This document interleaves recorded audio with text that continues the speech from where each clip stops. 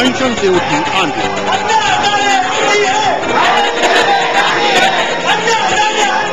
बन गई भ्रष्टाचार के खिलाफ ललकार। कहां से बहती है करप्शन की गंगा? जानता है पूरा देश, इसलिए जरूरी है ऊंची कुर्सियों पर बैठे लोगों पर लगाम। आजादी के 63 साल बाद देश को इंतजार है भ्रष्टाचार से आजादी का। 40 साल से भी ज्यादा गुजर गए मगर देश को नहीं मिला एक कारगर और मजबूत लोकपाल। एक बार फिर शुरू हुई है कवायद, मगर जन लोकपाल के नाम पर आमने सामने सरकार और सिविल सोसाइटी। आखिर क्या है लोकपाल की राह के रोड़े? अड़ियल है अन्ना की टीम या लोकपाल से डरती है सरकार?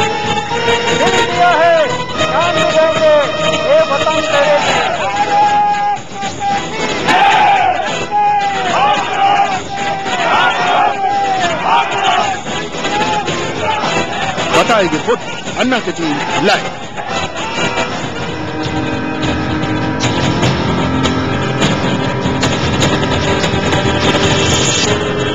आज इन 70 खास पेशकश में मैं संदीप चौधरी आपसे मुखातिब हूं और जी हां, पूरे देश की निगाहें इस वक्त लोकपाल बिल पर टिकी हुई हैं। अन्ना हजारे और उनकी टीम पर टिकी हुई हैं। अन्ना हजारे की टीम का टकराव भी चल रहा है सरकार के साथ।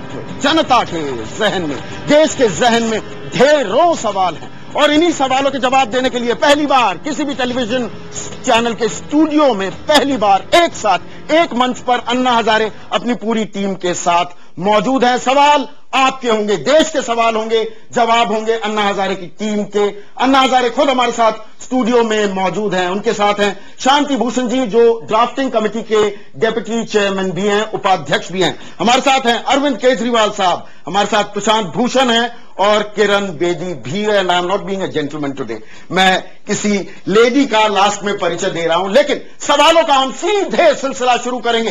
देश के अलग अलग हिस्सों से हमें सवाल पूछने के लिए हमारे साथ लोग जुड़ेंगे। यहां पर ज्यादातर युवा हैं, युवाओं के मन में बहुत सवाल हैं और साथ ही साथ इंटरनेट पर भी सवाल लगातार आते रहेंगे और उनके जवाब हम लेते रहेंगे। लेकिन पहला सवाल अन्ना जी आपसे, आप गांधीवादी हैं, 73 साल का आपका जीवन पूरा देश जानता है, लेकिन सरकार आपको कह रही है कि आप तो गैर निर्वाचित तानाशाह हैं। आप तानाशाह हैं? ये तो सरकार जो तानाशाही मान रही है, सही तो लोकशाही समझ में नहीं आई ऐसे हमें लगता है। 26 जनवरी 1950 में जिस दिन प्रजासत्ताक इस देश में आ गया, प्रजा की सत्ता आ गई उस देश में, प्रजा मालिक बन गई इस देश की, और सरकारी तिजोरी जो जनता की तिजोरी है उसका नियोजन करने के लिए जनता ने अपने प्रतिनिधि भेजे, अपने विश्वस्त भेजे, अपने ट्रस्टी बनकर भेजे एमएलए और एमपी को। तो इनका दर्जा वोटर से दुयम है, ये सेवक है, मालिक तो जनता है। तो मालिक ने जब सेवकों को भेजा है तो सेवक कैसे काम करते हैं ये देखने का कर्तव्य है मालिक का। तो मालिक वो देख रहे हैं और ये लोग बोलते हैं तानाशाह बन गए, तो समझ में नहीं आ गई ये लोग सही। सरकार असल में तानाशाह बन रही है क्या? उल्टा चोर कोतवाल को डांटे वाली बात हो गई है क्या? जब सरकार कह रही है कि ये तानाशाह बन गए और जनता का हक होते हुए भी सरकार अगर टुकराई थी तो ऐसे कहना पड़ेगा, कहने की इच्छा नहीं, कहना पड़ेगा कि सरकार तानाशाही तो नहीं कर रही है।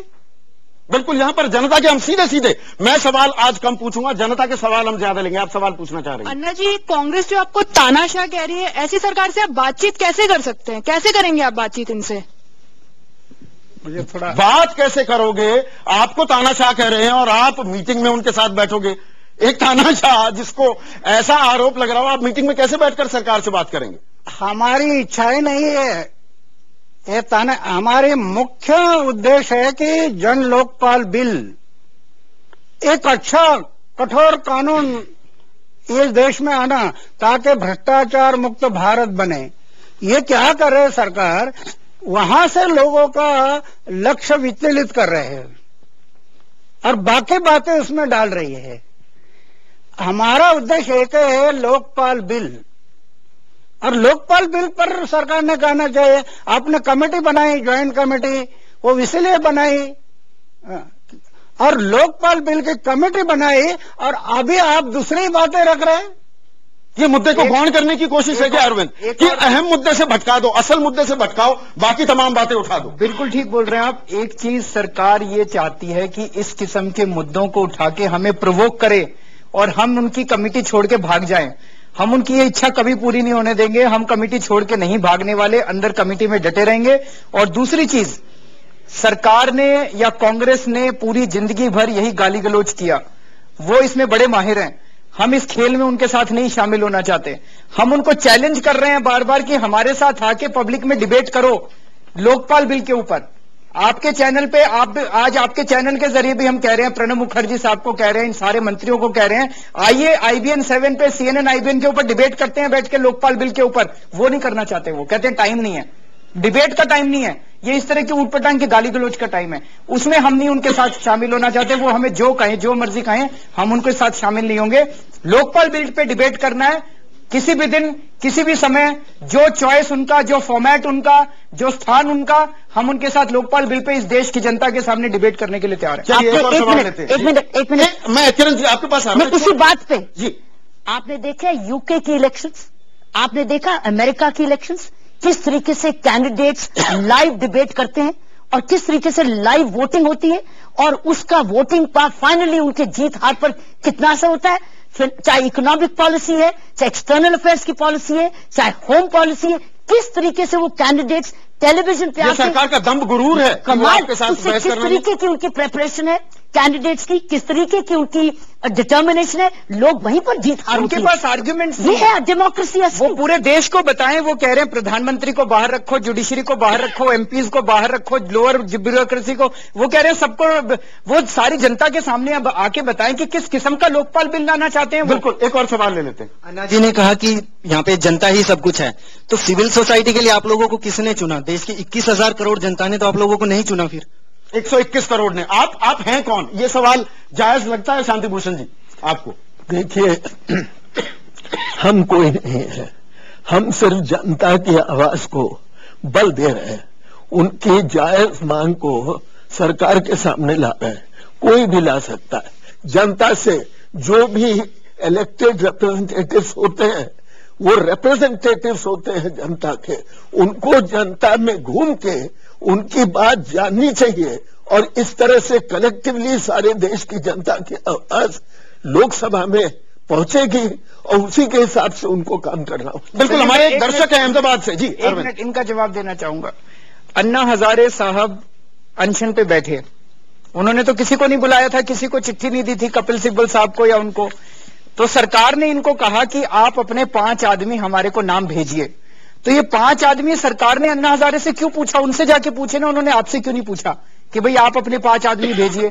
फिर सरकार ने नोटिफिकेशन जारी किया जिसमें हम 5 लोगों के नाम डाले। तो सरकार ने क्यों ये 5 लोगों के नाम डाले? पहली बात तो ये हमसे पूछने की बजाय कि हमने तो कभी नहीं कहा कि हम देश के रिप्रेजेंटेटिव हैं। देश के रिप्रेजेंटेटिव तो वही हैं, हमारे से तो सरकार ने पूछा। नहीं, पर आप सिविल सोसाइटी के रिप्रेजेंटेटिव तो हैं ना? नहीं, हम किसी के रिप्रेजेंटेटिव नहीं है। हमने जन लोकपाल बिल ड्राफ्ट किया था 5 लोगों ने मिलकर और उसके ऊपर आंदोलन चला। ये हम लोग वहां पे अनशन पे बैठे, सरकार ने इनसे कहा कि आप अपने 5 लोगों के नाम भेजिए, उन्होंने 5 लोगों के नाम भेजे। पहली बात। दूसरी बात, मैं यहाँ पे जितने लोग बैठे हुए हैं आपसे ये पूछना चाहूंगा कि आपको किस पे ज्यादा भरोसा है? कौन आपको अच्छा जन लोकपाल बिल ड्राफ्ट करके देगा, पी चिदम्बरम कि अन्ना हजारे?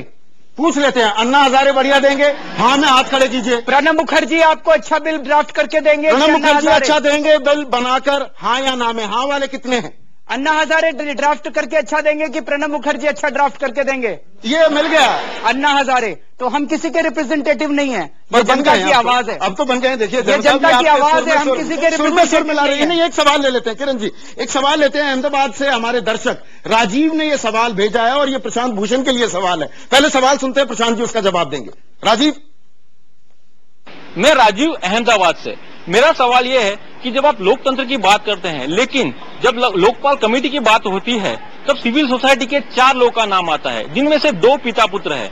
आपको नहीं लगता इससे गलत संदेश जाता है? जी प्रशांत। देखिए, उस कमेटी में हम दोनों हैं, हमारे पिताजी और मैं।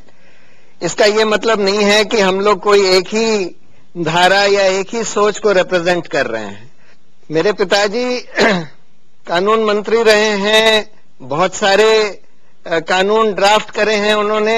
मैंने बहुत सारे करप्शन के पब्लिक इंटरेस्ट केसेस करे हैं। राइट टू इंफॉर्मेशन एक्ट को ड्राफ्ट करने में प्रोसेस जो बेस्ट आदमी मिले वो बना रहे हैं। हाँ, उसमें कोई पिता पुत्र हो। अब गांधी नेहरू परिवार ही कांग्रेस पार्टी को चलाता आ रहा है सालों से, और कोई नहीं मिलता है क्या? नहीं, ये बड़ा फर्क है गांधी नेहरू परिवार, गांधी नेहरू परिवार में, और ये 100% काबिलियत। मैं वही बात कह रहा हूं किरण जी। जी एक और सवाल ले लेते हैं, आप अपना सवाल पूछिए। अन्ना जी, आपको इस काम के लिए हमारी जनता ने नहीं चुना है। आप ना तो एमपी हैं और हमारी सरकार भी अलग है, तो फिर जनता क्यों सुने आपकी, क्यों माने? सरकार की क्यों ना माने अन्ना जी, आपकी बात क्यों माने यहां पर बैठे लोग? क्योंकि आप ना विधायक हैं, ना आप एमपी बन सकते हैं, वो अलग बात है, पर आप नहीं। और मनीष तिवारी तो कहते हैं आप अनइलेक्टेड एंड अनइलेक्टेबल डिक्टेटर हैं। मैंने पहले बताया कि हर नागरिक, इस देश का हर नागरिक, हर वोटर वो राजा है इस देश का, और राजा ने अपने सेवक को भेजा है। तो हर राजा ये पूछ सकता है अपने सेवक को कि हम आपको सेवक बोलकर भेजा है, आप ठीक नहीं काम कर रहे। आप देखते हैं ना, इलेक्शन के टाइम पर ये लोग प्रचार के लिए आते हैं, हाथ जोड़कर क्या कहते हैं, मतदार राजा सेवा करने का मौका दीजिए। राजा बोलते हैं ना सबको, बिल्कुल। तो वो राजा है ना, लेकिन गलती हो गई है कि मैं राजा है यही लोग भूल गए, और बाद में फिर आज जो चित्र है, राजा बन गया गुलाम और गुलाम बन गए राजे। ऐसे गलती हो गई। लेकिन प्रशांत भूषण जी, ये आप ठीक है, आप पढ़े लिखे लोग हैं और आप देश के हित में एक बिल को लेकर आपने एक मुहिम छेड़ी, लेकिन क्या आपको हक मिल जाता है कि आप तलवार लटका दें सरकार पर? वो चुनी हुई सरकार है, चुने हुए नुमाइंदे। आप कहते हैं कि नहीं, 15 अगस्त तक इसको कानूनी जामा पहनाओ वरना हम एक और आंदोलन कर देंगे। आप सरकार पर तलवार लटका रहे हैं क्या? असल में सवाल यह है कि सरकार क्या 42 साल बीत गए इसी डिबेट को होते हुए, 42 साल से लोकपाल बिल बनाए जा रहे हैं, पार्लियामेंट में पेश करे जा रहे हैं, फिर पास नहीं करे जा रहे। इस पर इतनी चर्चा हो चुकी है। अब हम लोग ये कह रहे हैं, हम लोगों ने अप्रैल में ये कमेटी हुई कि भाई 3 महीने काफी होते हैं, 3 महीने के अंदर इसको फाइनली ड्राफ्ट करके आप मॉनसून सेशन में इसको पार्लियामेंट में ले आइए। तो सरकार ला रही है। नहीं, सरकार कह रही है कि हम लाएंगे, लेकिन अभी तक जितनी उस पर प्रोग्रेस हुई है वो ये नहीं दिखाती। हम लोग शुरू से ये कह रहे हैं कि भाई इसकी मीटिंग्स जल्दी जल्दी करिए, हफ्ते में कम से कम 2-3 मीटिंग्स करिए, लेकिन मंत्री लोग हैं, उनको पूरा समय नहीं है। तो इसलिए और इसीलिए हम लोग ये भी कह रहे हैं, फास्ट ट्रैक नहीं करेगी तो अनशन जारी। अरविंद, एक मिनट, मैं ये जानना चाहता हूं यहाँ पे लोगों से कि क्या किसी को लगता है कि भारत सरकार इतनी कमजोर है कि उसके ऊपर तलवार लटकाई जा सकती है? नहीं, आप तो लटका रहे हैं। एक मिनट, डरा रहे हैं आप सरकार को बाकायदा। अगर हम रोज बयान बदलने पड़ते हैं सरकार को आपके चलते। तो सरकार इतना डर रही है हम लोगों से? आपको लगता है सरकार ये जो सरकार जो कि इस देश के लाखों लोगों की जमीनें छीन लेती है, ये सरकार जो अन्याय पे अन्याय कर रही है, ये सरकार जो 2G 2-2 लाख करोड़ रुपए के घपले करती है, उसको कोई डरा सकता है? उसको कोई धमका सकता है? उसको कोई ब्लैकमेल कर सकता है? उसको कोई तलवार लटका सकता है? ऐसे दिखाई दे रहा है जैसे हम 5 लोगों के हाथ में पता नहीं कितनी बड़ी पावर आ गई है और ये सरकार जैसे बड़ी बेचारी है जी। ये जानबूझ के ऐसा माहौल क्रिएट किया जा रहा है और हम जो देश के लोग लुट रहे हैं, ऐसे लग रहा है जैसे हम इसको ब्लैकमेल कर रहे हैं। हम इसको ब्लैकमेल कर रहे हैं क्या? सरकार को ब्लैकमेल किया जा सकता है क्या? और अगर हम लोगों के अनशन से सरकार डर रही है, वो अन्ना हजारे से नहीं डर रही। वो जो लाखों लोग सड़कों के ऊपर उतरते हैं उसके बाद अन्ना हजारे को सपोर्ट करने के लिए जो ये सब लोग बैठेंगे अनशन पे, इनसे डरती है सरकार। और सरकार क्या डर में, घबराहट में, हड़बड़ाहट में बाकायदा अन्ना हजारे और आप तमाम लोगों पर सिलसिलेवार एक चरणबद्ध तरीके से आरोप पर आरोप भी गढ़े जा रही है क्या? ये चर्चा हम जारी रखेंगे और अहम मुद्दा हम उसे गौण नहीं होने देंगे। लोकपाल हो तो कैसा हो, क्या क्या अहम मुद्दे हैं जिन पर टकराव बना हुआ है। तमाम सवाल देश के अलग अलग हिस्सों से आ रहे हैं लगातार।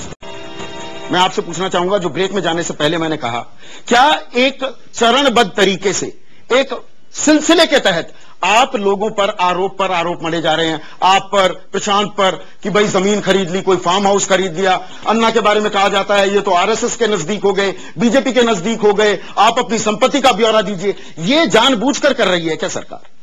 देखिए, एक बात मैं कहना चाहूंगा, प्रणब मुखर्जी, कपिल सिब्बल सब कह रहे हैं हम ले आएंगे लोकपाल, 30 जून से पहले हम बना लेंगे बिल और उसको ले भी आएंगे मानसून सत्र में।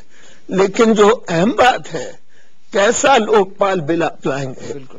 लोकपाल बिल के नाम से मतलब नहीं है, उसमें क्या होगा, क्या अंकुश जनता की तरफ से जो लोग देश में भ्रष्टाचार चला रहे हैं उसके ऊपर क्या लगेगा, वो अहम बात है। उसको भटकाने के लिए, क्योंकि वो किसी वजह से नहीं चाहते, वजह आप सोच सकते हैं क्यों नहीं चाहते। बहुत से उसमें ऐसे हो सकते हैं कि जिनको ये डर है कि सही बना दिया, जिसमें शक्ति मिल गई एक इंडिपेंडेंट अथॉरिटी को उनकी जांच करने की, तो पता नहीं कितने लोग जेल में और जाएंगे, कुछ तो गए। नहीं, सबसे बड़ा मुद्दा इसमें बना रहे हैं प्रशांत, क्योंकि आप एक्सपर्ट हैं, शांति भूषण जी भी एक्सपर्ट है इस मामले के, प्रधानमंत्री को लेकर कि प्रधानमंत्री लोकपाल के दायरे में जद में आ गए तो बवाल मच जाएगा। दिक्कत कितनी होगी? प्रधानमंत्री आप क्यों चाहते हैं कि लोकपाल बिल के दायरे में आए? प्रिवेंशन ऑफ करप्शन एक्ट उन पर लगता है, सीबीआई उनकी जांच कर सकती है, क्या वो काफी नहीं? नहीं, यही सवाल है कि क्या सीबीआई जो कि प्रधानमंत्री के ही नीचे है वही प्रधानमंत्री की जांच करेगी? हम तो रोज देख रहे हैं कि सीबीआई को सरकार किस तरह से इस्तेमाल करती है। जो उनके पॉलिटिकल ओपोनेंट्स होते हैं, जब उनके खिलाफ होते हैं तो उनके पीछे लगा देती है, जैसे ही उनके साथ मिल जाते हैं तो उसको रोक लेती है सीबीआई को। लोकपाल की बात क्यों उठी? इसीलिए उठी क्योंकि एक स्वतंत्र एक बिल्कुल सरकार से इंडिपेंडेंट एजेंसी ऐसी चाहिए जो कि सरकार के जो ऊंचे नुमाइंदे हैं, जो प्राइम मिनिस्टर और मिनिस्टर्स वगैरह हैं, उनकी जांच कर सके, जो सरकार के दबाव में ना आए। और इस वजह से लोकपाल की बात हुई। लेकिन आज ये कहा जा रहा है कि नहीं, प्रधानमंत्री को तो भ्रष्टाचार के बाहर कर दो। आज तक कानून पर आप समझते हैं ये गठबंधन धर्म का दौर चल रहा है, गठबंधन की सरकारें हैं, एक लोकपाल बनेगा, उस पर भी तो अलग अलग दबाव बन सकते हैं ना अरविंद। प्रधानमंत्री की कार्य क्षमता पर असर नहीं पड़ेगा क्या? लगातार वही स्वॉर्ड ऑफ डेमोक्रेसी आपने उनको टंगा दी। प्रधानमंत्री क्यों आए इसके दायरे में? आज के दौर की राजनीति की, मैं व्यवहारिक राजनीति की बात कर रहा हूं। मेरा ये कहना है दो चीजें। पहली चीज तो ये, हम सब लोग ये अच्छी तरह समझ लें कि अगर कल को कोई भ्रष्ट व्यक्ति, और वो बन सकता है, मधु कोड़ा अगर प्रधानमंत्री बन जाता है, अगर ए राजा रेड्डी ब्रदर्स प्रधानमंत्री बन जाते हैं, प्रधानमंत्री के पास इतनी सिक्योरिटी रिलेटेड इंफॉर्मेशन अगर लोकपाल एक भ्रष्ट आदमी बन गया तो, लोकपाल अगर भ्रष्ट हो गया तो उसको निकालने के वो हैं तरीके हैं। अगर लोकपाल भ्रष्ट हो गया तो उसको निकालने के इसमें ढेर सारे तरीके हैं। तो अगर वो बन जाता है तो सिक्योरिटी हमारे देश की कॉम्प्रोमाइज हो जाएगी। दूसरी चीज, ये वाला प्रश्न उठाया जा रहा है कि अगर प्रधानमंत्री के खिलाफ जांच शुरू होती है तो वो डिसफंक्शनल हो जाएगा। बिल्कुल। तो राजीव गांधी भी डिसफंक्शनल हुए थे बोफर्स की वजह से। क्या नरसिम्हा राव डिसफंक्शनल हुए थे झारखंड मुक्ति मोर्चा की वजह से? ये प्रश्न उठते हैं। तो इसका मतलब ये बोगस इश्यूज उठाए जा रहे हैं। तीसरी चीज, आज सीबीआई जांच कर सकती है, हम कोई नई चीज नहीं कह रहे। ऐसा इंप्रेशन क्रिएट किया जा रहा है कि हम कोई भ्रष्टाचार का नया कानून उनके खिलाफ। आज सीबीआई प्रधानमंत्री के खिलाफ जांच कर सकती है। हम केवल ये कह रहे हैं कि सीबीआई की जगह एक इंडिपेंडेंट एजेंसी उनके खिलाफ जांच करे। तो हमारे देश के इतने ईमानदार प्रधानमंत्री डॉक्टर मनमोहन सिंह को इंडिपेंडेंट एजेंसी से जांच कराने में, वो कहते हैं नहीं, मैं ऐसी एजेंसी से जांच कराऊंगा जो मेरे अंडर में हो, मैं इंडिपेंडेंट एजेंसी से जांच। अगर प्रधानमंत्री नहीं माने, अन्ना जी, प्रधानमंत्री कहते हैं कि नहीं, लोकपाल के दायरे में मैं नहीं आऊंगा, तो क्या आप जो ये ड्राफ्टिंग कमेटी है इसका बहिष्कार करेंगे, एक और आंदोलन शुरू करेंगे? इस मांग पर क्या आप अडिग रहेंगे या बीच का रास्ता भी निकल सकता है? मुझे यकीन है कि आज का प्रधानमंत्री ऐसा नहीं कहेगा। वो बोलेगा मुझे लाओ लोकपाल के अंडर में। ये प्रामाणिक प्रधानमंत्री है, वो नहीं कहेगा इसको।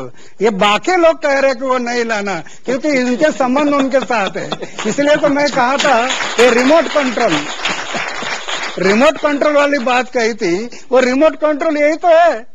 प्रधानमंत्री अच्छा है, लेकिन रिमोट कंट्रोल के कारण उसको कुछ करना ही। तो यहाँ पर अन्ना हजारे को प्रधानमंत्री पर भरोसा है कि वो अपनी स्वेच्छा से वो स्वतः कहेंगे कि भाई मुझे आने दो दायरे में, यहाँ पर खेल कुछ और राजनीतिक हो रहे हैं और राजनीतिक खेल के कुछ और पेच हैं, 5 और बिंदु हैं अहम, जिस पर गैर सरकारी नुमाइंदे जो लाइव है हमारे स्टूडियो में और सरकारी नुमाइंदों के बीच टकराव है परत दर परत। इन सभी मुद्दों पर मैं सवाल पूछूंगा एक ब्रेक के बाद।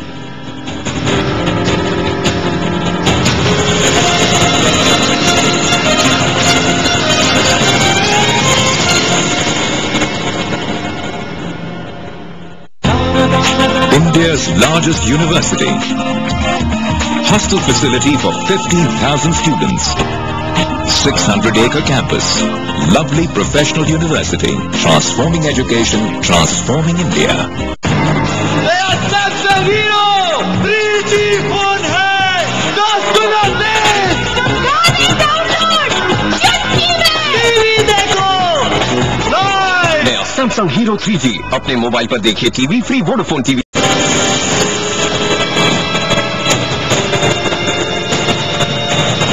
टीम अन्ना है लाइव IBN 7 के स्टूडियो में, किसी भी न्यूज चैनल के स्टूडियो में पहली बार एक साथ एक मंच पर पूरी टीम है और हम सवाल पूछ रहे हैं अन्ना हजारे से। एक पुराना नारा है इस देश में, देश का नेता कैसा हो। मेरे ख्याल से अब एक नए नारे को बुलंद करने की भी जरूरत आन पड़ी है। उसी से जुड़े हम आपसे सवाल भी पूछ रहे हैं कि देश का लोकपाल कैसा हो। और हमारे साथ लखनऊ से प्रतीक्षा चौहान भी जुड़ गई हैं, उन्होंने सवाल पूछा है। प्रतीक्षा, अपना सवाल पूछिए। नमस्कार अन्ना जी, मैं प्रतीक्षा चौहान लखनऊ से। मेरा प्रश्न आपसे यह है, क्या एक लोकपाल या लोकपाल संस्था को इतने अधिकार देना सुरक्षित है? अगर प्रधानमंत्री, न्यायपालिका और संसद भी इसके दायरे में आ जाएंगे तो वो खुद डिक्टेटर नहीं बन जाएंगे? शांति भूषण जी, ग्रेट डिक्टेटर नहीं हो जाएगा लोकपाल? देखिए, लोकपाल तो सिर्फ जांच करेगा। लोकपाल को नियुक्त कौन करेंगे?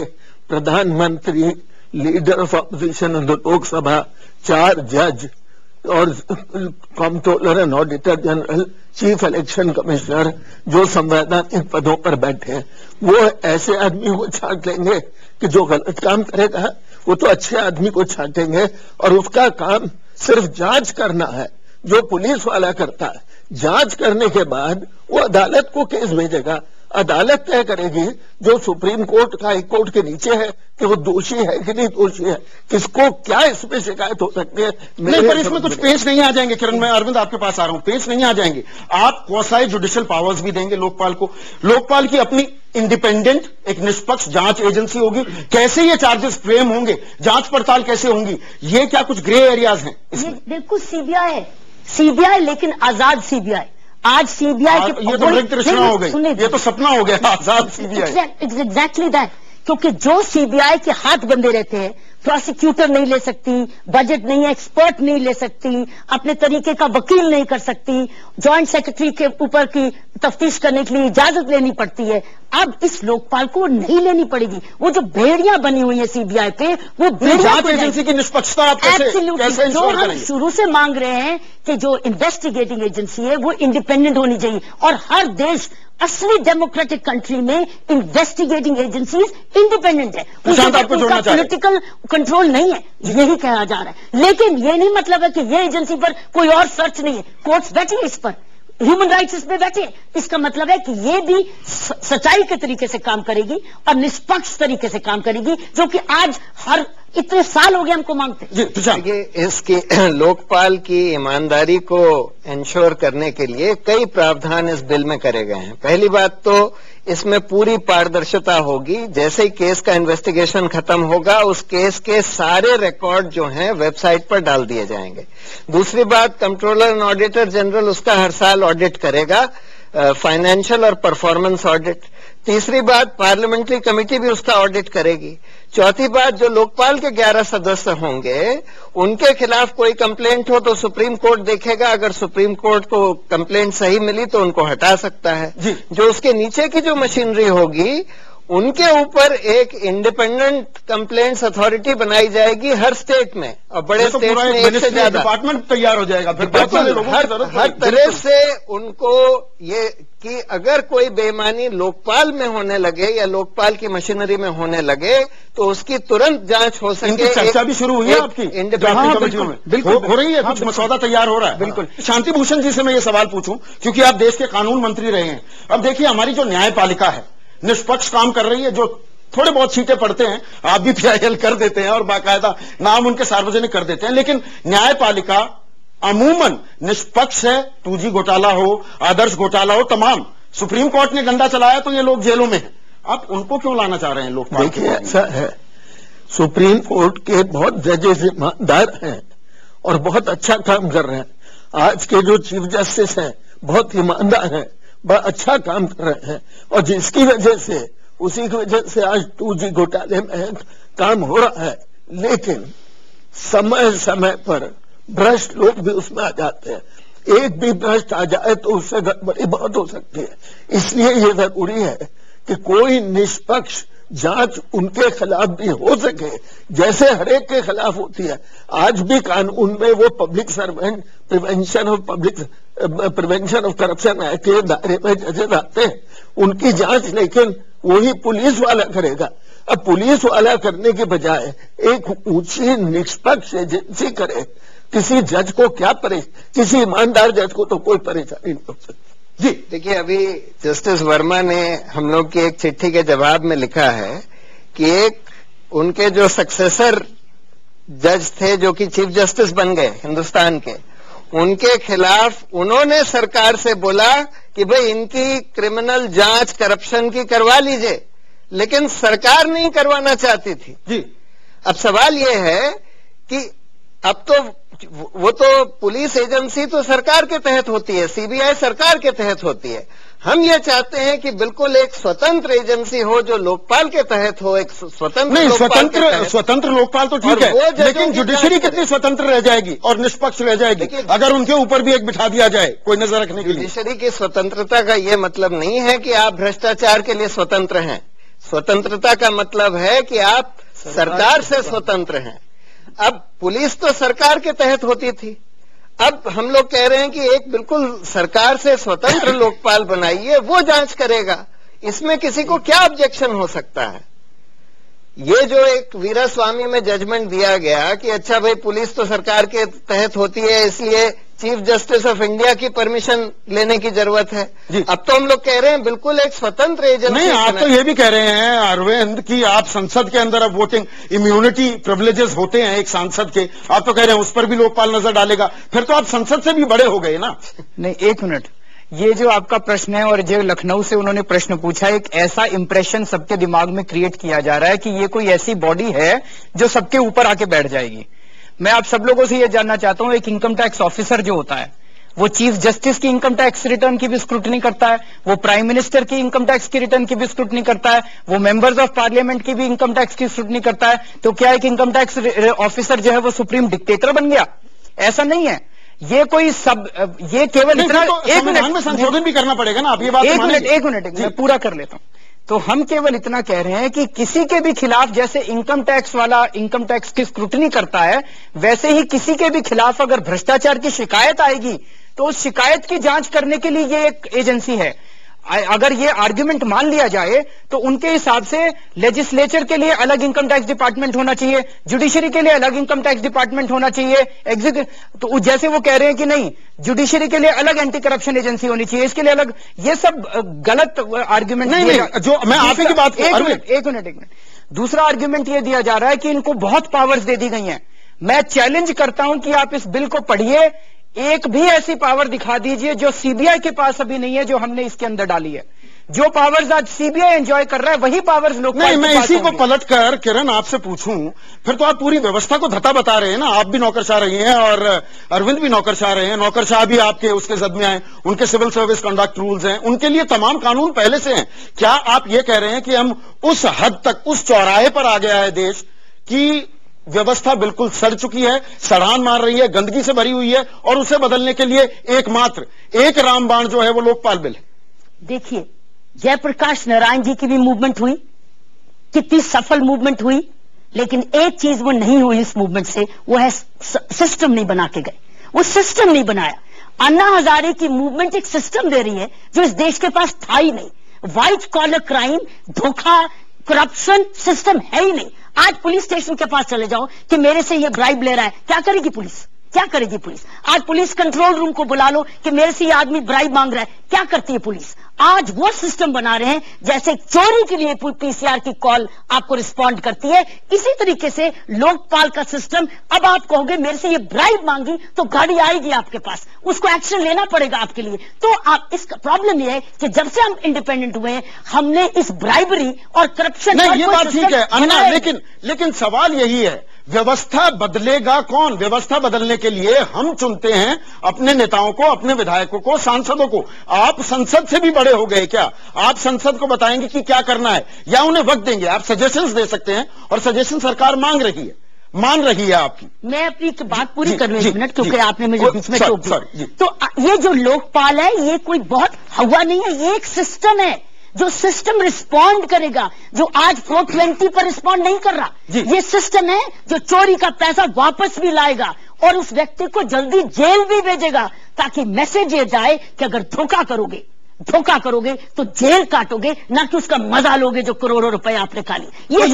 ये काम संसद को क्यों नहीं या सांसदों को क्यों नहीं करने देते? आप सुझाव दे रहे हैं, सुझाव आपके लिए भी जा रहे हैं, लेकिन आप अनशन की धमकी साथ में क्यों चिपका देते हैं कि या तो ये मान जाओ वरना एक और अनशन के लिए तैयार हो जाओ? संसद अगर ये काम करती तो संसद में इतना भ्रष्टाचार क्यों बढ़ गया 62 साल में? आज संसद के राजा जैसे लोग इतना बड़ा करप्शन करते हैं, कलमड़ी जैसे करप्शन करते हैं।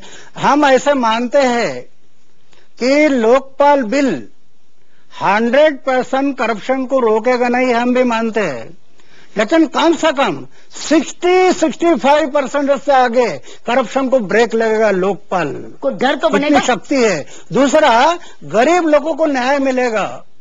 एक आदमी जाता है अपना रेशनिंग कार्ड के लिए, पैसे लिए बिना काम ही नहीं करता है। वो जब जाएगा दफ्तर में अपना एप्लीकेशन देगा, वो एप्लीकेशन दफ्तर के लोग कंप्यूटर में डालेंगे, उसको एसएमएस नंबर देंगे और वो घर में बैठकर देखेगा मेरा काम कहां तक आ गया। जी, तो गरीब लोगों को न्याय मिलेगा। इधर न्यायाधीश है जुडिशनली, सब जुडिशनल करप्शन नहीं, लेकिन आज करप्शन करने वाले जुडिशनली को इंक्वायरी करने के लिए कहीं पर भी सिस्टम नहीं, वो लोकपाल में आएगा और वो सिर्फ इंक्वायरी करेगा। बिल्कुल। एक सवाल ले लेते हैं अन्ना, यहाँ पर एक लड़की आपसे सवाल पूछना चाह रही है। अन्ना जी, कांग्रेस आप पे लगातार आरोप लगा रही है कि आप संघ के मुखौटे हैं, ये आरोप कहाँ तक सच है? आप संघी हैं क्या? ये पूछ रही है, आप संघी हैं क्या? आरएसएस से जुड़े हैं क्या? सरकार कह रही है, सबको बता रही है, इनको भी बता रही है। मैं इसलिए तो कहा था कि दिग्विजय सिंह के दिमाग पर कोई असर हो गया, हॉस्पिटल में लेकर जाओ मेंटल के हॉस्पिटल में लेकर जाओ। अरे मैं अपने लाइफ में किसी पक्ष और पार्टी के नजदीक कभी गया नहीं। कौन पक्ष और पार्टी अच्छी है आज? किसी ने ग्रेजुएशन किया तो किसी ने डॉक्टरेट पाई करप्शन में।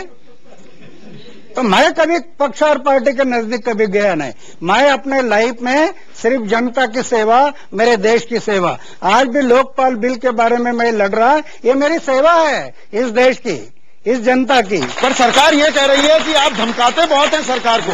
अन्ना जी, सरकार का ये कहना है आप उन्हें धमकाते बहुत हैं, आप उग्र हो जाते हैं, ये सच है क्या? उग्र हो जाते हैं, आप धमका देते हैं क्या बंद कमरे में सरकार वालों को कि मान जाओ वरना एक और? जो लोग कहते हैं, इसलिए मैं कहा दिग्विजय सिंह के साथ साथ उनको भी हॉस्पिटल में लेकर जाना पड़ेगा। चलिए एक छोटे से ब्रेक लेंगे और ब्रेक के बाद एक और अहम सवाल, क्या लोकपाल बिल जिसके लिए लड़ाई लड़ रहे हैं अन्ना हजारे और उनकी टीम, क्या ये बिल कभी कानूनी जामा पहन भी पाएगा? या 43 साल हो गए, 8 बार पेश हुआ है, ये सिलसिला आगे भी जारी रहेगा? ब्रेक के बाद।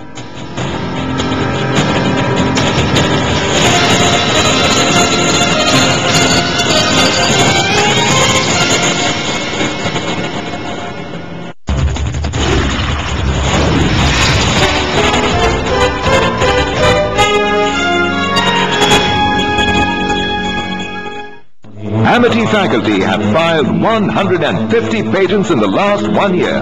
More than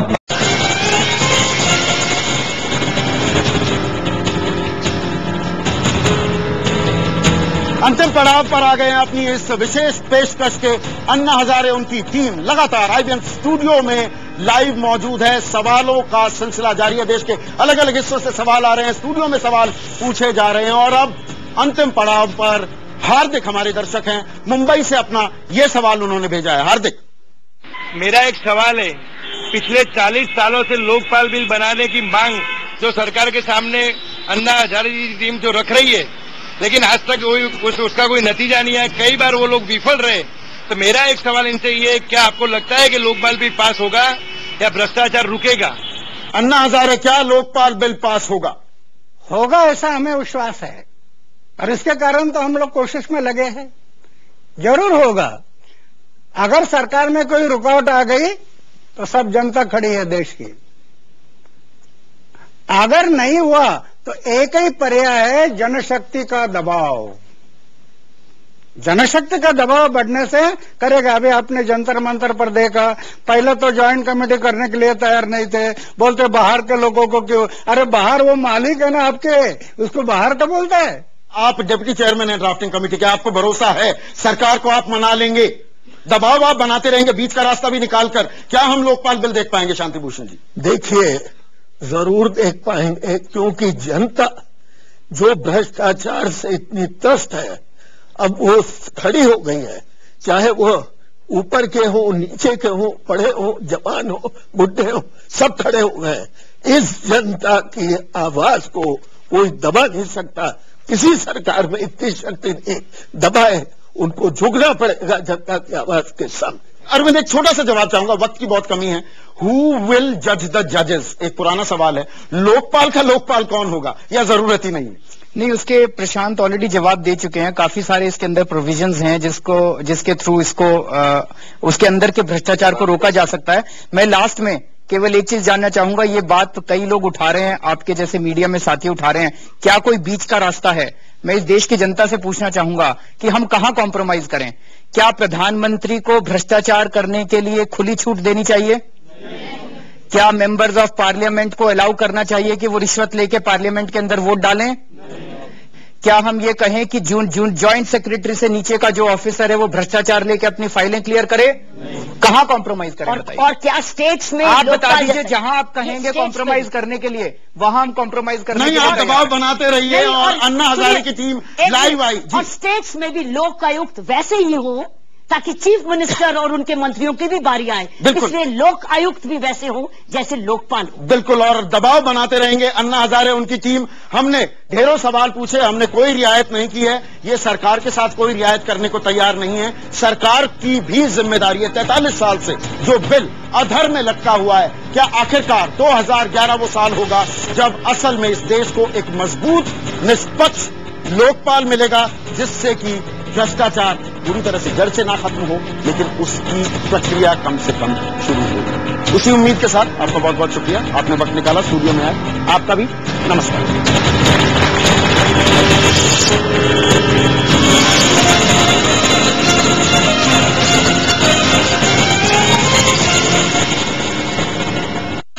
India's largest university